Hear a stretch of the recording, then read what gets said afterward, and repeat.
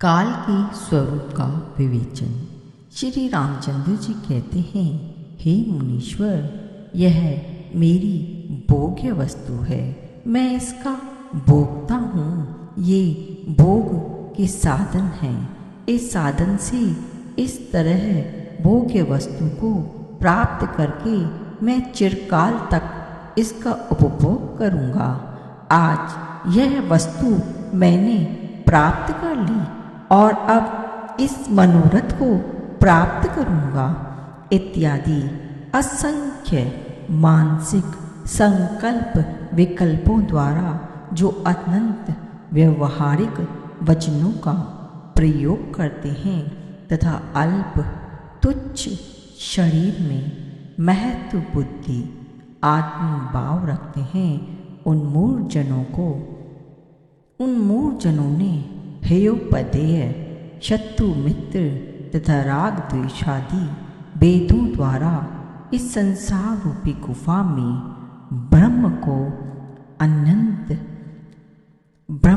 को अत्यंत गौरवपूर्ण दुश्चेत बना दिया है। जैसे बरवाग्नि उमड़ी हुई समुद्र को सोखती है, उसी प्रकार यह सर्वभक्षी काल भी उत्पन्न हुए जगत को अपना ग्रास बना लेता है।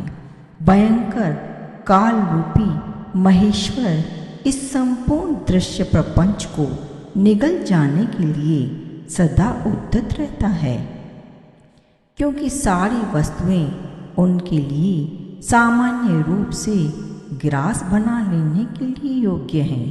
युग वर्ष और कल्प के रूप में काल ही प्रकट है, इसका वास्तविक रूप कोई देख नहीं सकता। यह सब संसार को अपने वश में करके बैठा है।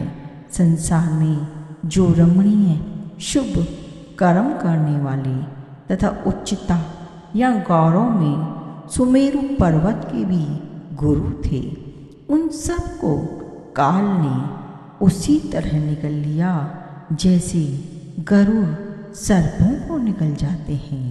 यह काल बड़ा ही निर्दय, कठोर, क्रूर, कर्कश, कृपण और अधम है। संसार में अब तक ऐसी कोई वस्तु नहीं हुई जिसे यह काल उदरस्त न कर ले। इस काल का विचार सदा सबको निगल जाने का ही रहता है। यह एक को निगलता हुआ भी दूसरे को चबा जाता है। अब तक असंख्य लोग इसकी उदरदरी में प्रवेश कर चुके हैं, तो भी यह महाखाऊ काल तृप्त नहीं होता। यह रात्रि रूपी बौरों से भरी हुई और दिन रूपी मंजरियों से सुशोभित वर्ष, कल्प और कला रूपिणी लताओं की निरंतर सृष्टि करता है, किंतु कभी थकता नहीं। हे मुनि, यह काल दूतों का शिरोमणि है। इसे कितना ही तोड़ा जाए टूटता नहीं, जलाने पर भी जलता नहीं और दृश्य होने पर भी दिखता नहीं। यह मनोराज्य की भांति फैला हुआ है। एक ही निमेष में किसी वस्तु को उत्पन्न कर देता है और पल भर में किसी भी वस्तु का पूर्णतः विनाश कर डालता है। काल केवल अपना ही पेट भरने में संलग्न रहने के कारण तिनका, धूल, इंद्र, सुमेरु, पत्ता और समुद्र सबको अपने अधीन करने निगल जाने के लिए उद्यत रहता है। केवल इस काल में ही पर्याप्त क्रूरता बढ़ी है। लोभ भी इसी के भीतर डेरा डाले हुए है। सारा का सारा दुर्भाग्य भी इसी में निवास करता है तथा दुस्सह चपलता भी इसी में उपलब्ध होती है।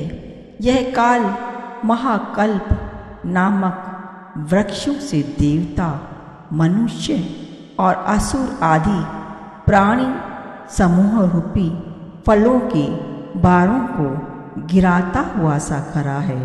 सैकड़ों महाकल्प बीत जाने पर भी यह काल न तो खिन्न होता है, न किसी के द्वारा समादृत होता है, और न कहीं आता है न जाता है, न अस्त होता है और न ही इसका उदय ही होता है। यौवन रूपी कमलिनी को संकुचित करने के लिए यह चंद्रमा के समान है। आयु रूपी गजराज का मस्तक विदीर्ण करने के लिए सिंह के सदृश है। इस संसार में तुच्छ या महान कोई ऐसी वस्तु नहीं जिसे यह काल रूपी चोर चुरा न ले जाता हो। यह काल ही व्यावहारिक अवस्था में संसार का कर्ता, भोक्ता, संहार करने वाला और स्मरणकर्ता आदि सभी पदों पर प्रतिष्ठित होता है। किसी ने भी बुद्धि कौशल द्वारा इस काल के रहस्य का निश्चय नहीं किया है। पुण्य और पाप के फल भोग के अनुसार सुंदर और कुरूप रूप धारण करने वाले समस्त शरीरों को काल ही उत्पन्न करता है। काल ही उनकी रक्षा करता और काल ही सहसा उनका संहार कर देता है। इस प्रकार इस जगत में सर्वत्र काल का विलास देखा जाता है। मनुष्यों में तो काल का बल प्रसिद्ध ही है। इस काल की पत्नी है चंडी, अत्यंत कोपवती काल रात्रि, जो बड़ी चतुराई से चलती है। इसे काल ने संसार रूपी वन में विहार करने के लिए नियुक्त किया है। इसके साथ सारी मातृकाएं डाकिनी, शाकिनी आदि रहती हैं। यह काल रात्रि बाघिन के समान प्राणी समूह का विनाश करने वाली है। काल के धनुष का नाम है अभाव या संहार। वह निरंतर टंकार करता रहता है। उससे दुख रूपी बाणों की जड़ी लगी ही रहती है। यह धनुष सब ओर से स्फुरित होता रहता है। हे ब्रह्मन, यह काल रूपी राजकुमार संसार में दौड़ते हुए प्राणियों के पीछे दौड़ता है और उनको बाणों से विदीर्ण करता रहता है। इस काल से बढ़कर शक्तिशाली दूसरा कोई नहीं है। यही सबसे अधिक विलास करने में प्रवीण है और समस्त लक्ष्य वेदियों से ऊपर उठकर अनुपम शोभा पाता है। यह जो कुछ भी विस्तृत जगन्मंडल दिखाई देता है वह उस काल की नृत्यशाला है। इसमें वह खूब जी भरकर नृत्य करता है। जैसे बालक गीली मिट्टी को लेकर नाना प्रकार के खिलौने बनाते हैं, उसी प्रकार काल भी बारंबार 14 भुवन, विभिन्न वन, लोक लोकांतर, जीव समुदाय तथा उनके नाना प्रकार के आचार विचारों की सृष्टि करता है। उन आचार विचारों की प्रवृत्ति सत्ययुग और त्रेता में अचल तथा द्वापर और कली में भी चल होती है।